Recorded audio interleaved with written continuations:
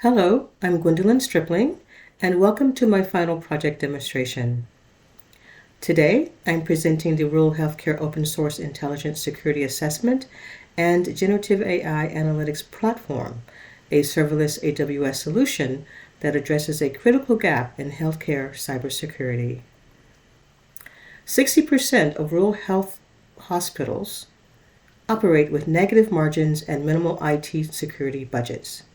They are struggling to keep their doors open, much less invest in cybersecurity infrastructure. 93% of healthcare organizations have experienced a cyber attack in the past 3 years. Rural facilities are particularly vulnerable because they lack the resources to defend themselves. And we're talking about 46 million Americans who depend on these under-resourced facilities for their healthcare. These facilities face three major challenges.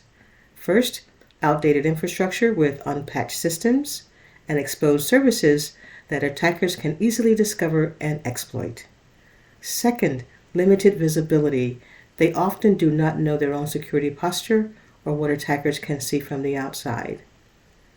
And third, when rural hospitals go offline due to cyber attacks, patients face delays, diversions to distant facilities, and potential loss of life.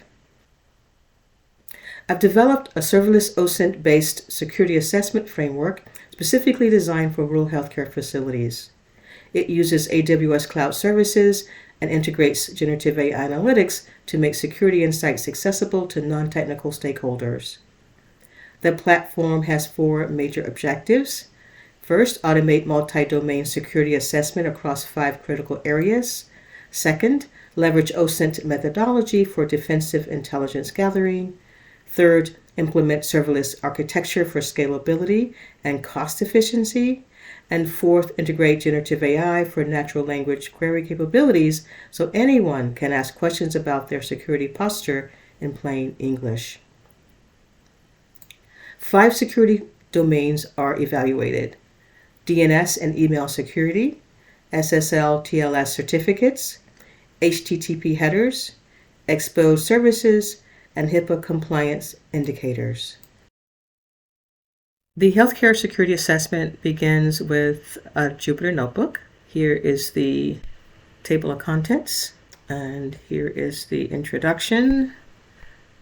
You first install your modules, import your libraries, load your credentials, and then load your healthcare facilities dataset. This dataset, again, is stored in an S3 bucket. And then once the dataset is loaded, I'm showing the top 7 rows here of the dataset. The first assessment is the DNS security assessment, and it's looking to see if there's a sender policy framework, whether there's a domain-based message authentication, reporting, and conformance framework, and also whether there's a domain name system security extension. It runs a DNS assessment for all the facilities. The next assessment is SSL TLS certificate assessment. And then the next assessment is the HTTP security headers assessment. And then this is the Shodan API exposed services check, HIPAA compliance indicator scores. But here's the key here. We have to get those data sets up to S3. And so here, export them up to S3. Here is the healthcare security analysis bucket, where the files from the Jupyter notebook were exported from Jupyter into the bucket, an incoming folder. Incoming folder, there's a Lambda function that takes it and puts it into the current folder.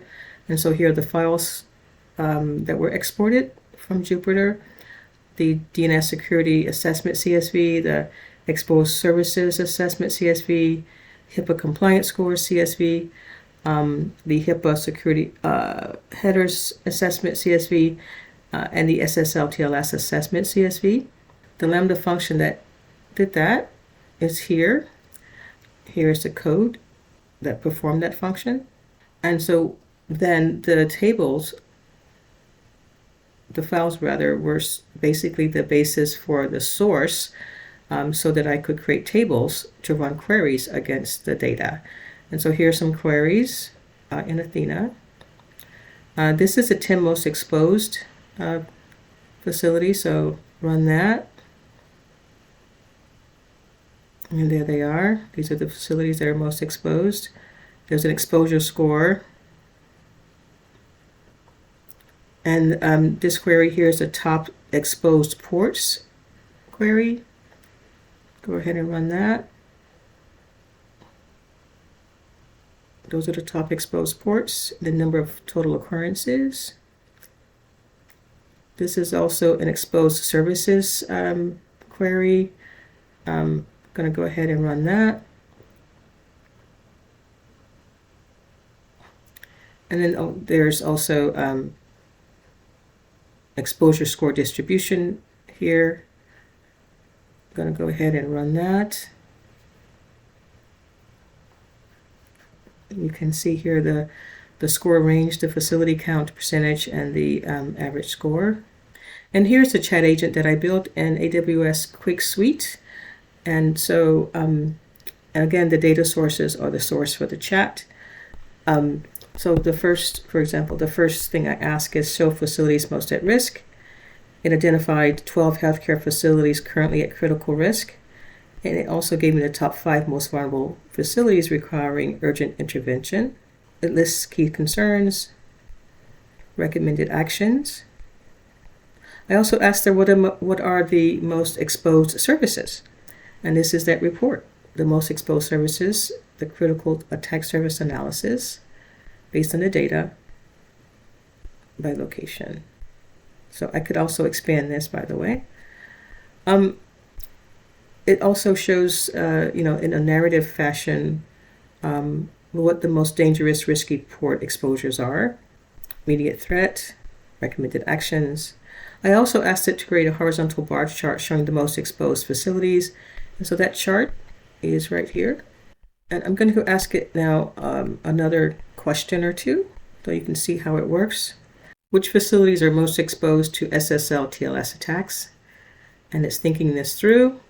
The facilities most exposed are here. So there's SSL TLS security summary, total facilities assessed 27. It shows the number that are critical at risk, number that are at medium risk, and the number that are at low risk. It shows certificates expiring in 45 days, less than 45 days, and it's also recommending immediate action. Based on a prompt of the top 5 healthcare facilities by HIPAA compliance score, the model gave me the best performing facilities in HIPAA compliance assessment.